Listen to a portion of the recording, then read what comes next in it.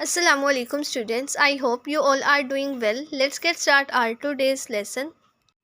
In our previous lecture, we have discussed about the MCQ, filling the blanks, and 6 important short questions of chapter number 3. Now we are going to discuss about the remaining short questions of this chapter. The short question number 7 is, what is the importance of photosynthesis?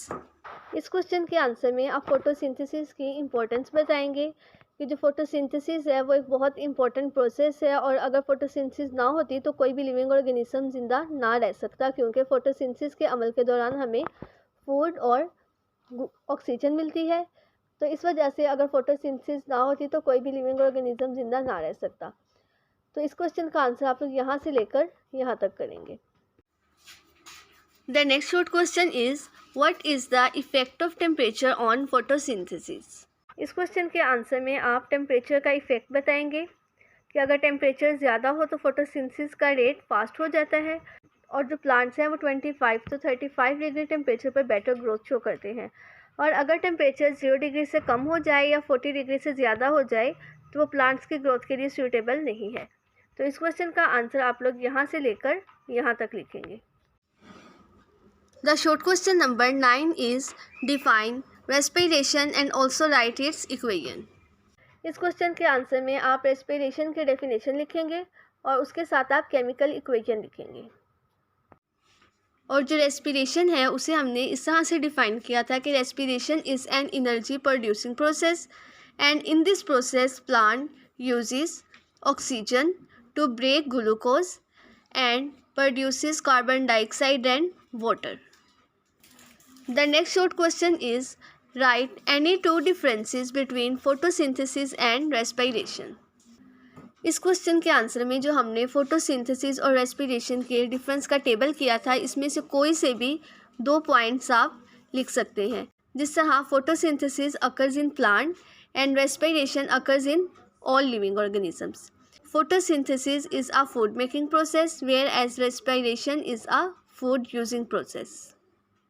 तो इस तरह से इस table में से कोई से भी 2 पॉइंट्स जो आपको इजी लगते हैं वो आप इस क्वेश्चन के आंसर में लिख सकते हैं। Let us discuss about the long questions of this chapter.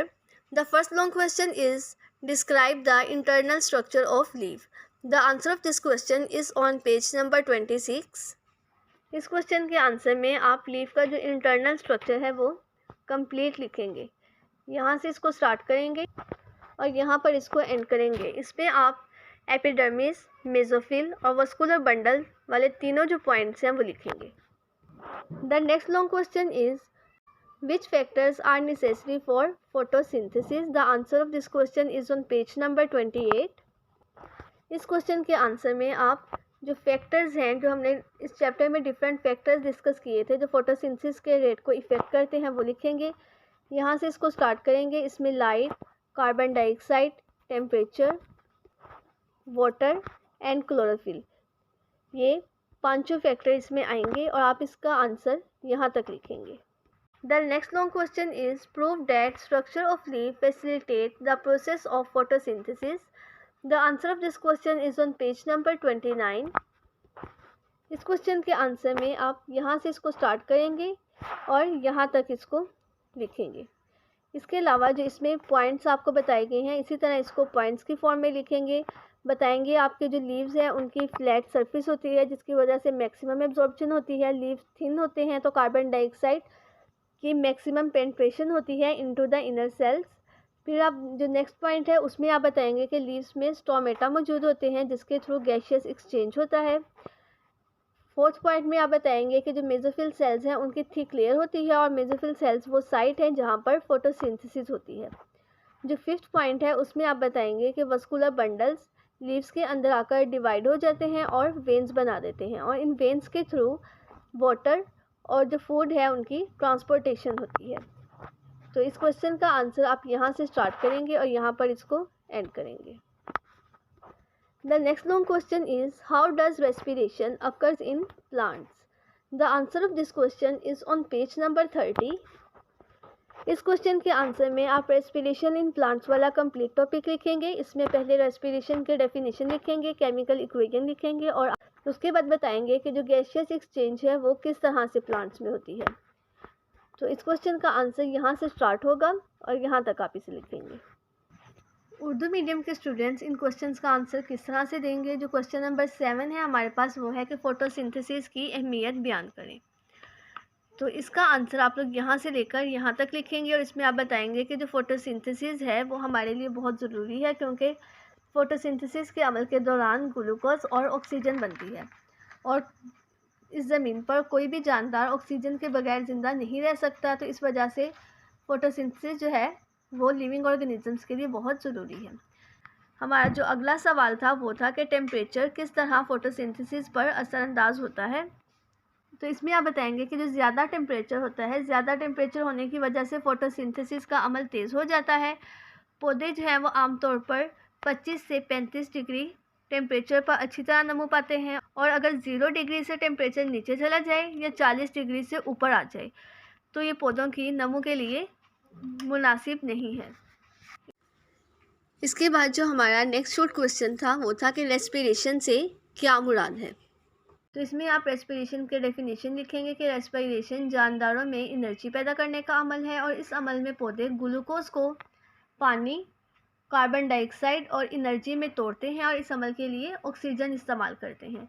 इसके बाद आप इसकी केमिकल इक्वेशन लिखेंगे यहाँ तक।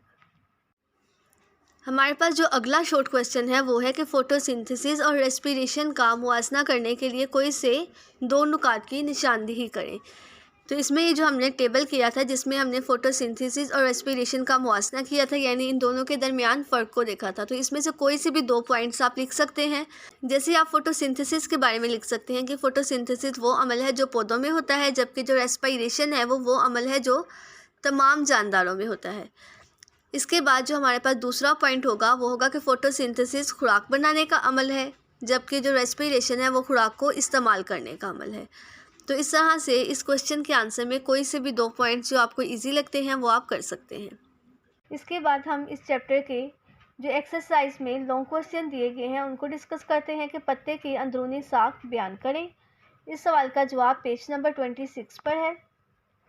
इस क्वेश्चन के आंसर में आप यहाँ से लिखना शुरू करेंगे कि पत्ते की अंदरूनी साख की हेडिंग देंगे ऊपर, पत्ते के बारे में बताएंगे, एपिडर्मिस के बारे में बताएंगे। इसके बाद आप मेसोफिल टिश्यूज़ और वास्कुलर बंडल्स के बारे में बताएंगे और इस क्वेश्चन का आंसर यहाँ तक होगा। The next long question is photosynthesis के लिए ज़रूरी अवामिल कौन से हैं। इस सवाल का जवाब पेज नंबर 28 पर है। इस सवाल के जवाब में आप यहाँ से लिखना शुरू करेंगे कि मुख्तलिफ अवामिल के फ़ोटोसिंथेसिस पर असरात, और इसमें आप रोशनी, कार्बन डाइऑक्साइड, टेम्परेचर, पानी और क्लोरोफिल के असरात बताएंगे फ़ोटोसिंथेसिस पर, और इसका आंसर आप लोग यहाँ तक लिखेंगे। हमारे पास जो अगला सवाल है वो है कि साबित करें पत्ते की साख फ़ोटोसिंथेसिस के अमल में सहूलत पैदा करती है। इस सवाल का जवाब पेज नंबर 29 पर है। इस सवाल के जवाब में आप पत्ते की साख फ़ोटोसिंथेसिस के लिए मौजूद तरीन है ये कंप्लीट टॉपिक लिखेंगे। इसको आप पॉइंट्स की फॉर्म में ही लिखेंगे। जो सबसे पहला पॉइंट है वो है कि ज़्यादातर जो पौधों के पत्ते चौड़े होते हैं जिसकी वजह से रोशनी ज़्यादा से ज़्यादा जज्ब होती है।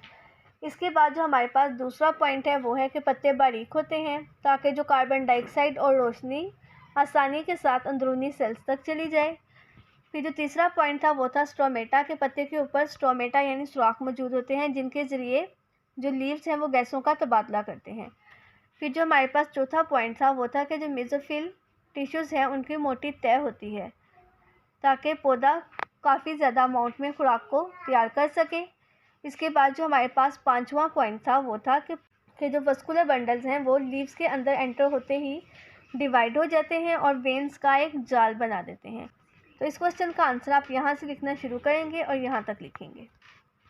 जो हमारा अगला सवाल है वो है कि पौधों में रेस्पिरेशन किस तरह होती है। इस सवाल का जवाब पेज नंबर 30 पर है।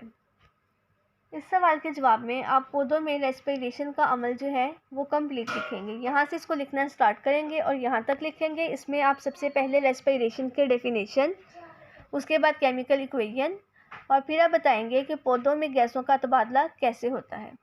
तो इस क्वेश्चन का आंसर यहाँ से लेकर यहाँ तक होगा। ओके स्टूडेंट्स, आज के लेसन में हमने जो 6 हमारे रिमेनिंग शॉर्ट क्वेश्चंस थे वो डिस्कस किए, और इसके अलावा एक्सरसाइज के जो लॉन्ग क्वेश्चन थे उनके हमने आंसर्स देखे। Okay, thank you very much. अल्लाह हाफिज़।